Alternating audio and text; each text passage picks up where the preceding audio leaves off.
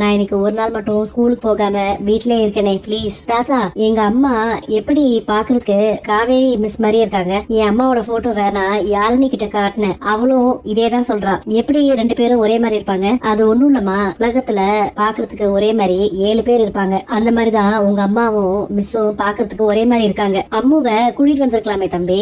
அம்மு இன்னைக்கு ஸ்கூலுக்கு போல, உடம்பு முடியலன்னு லீவ் எடுத்திருக்கா. என்னாச்சு அவளுக்கு?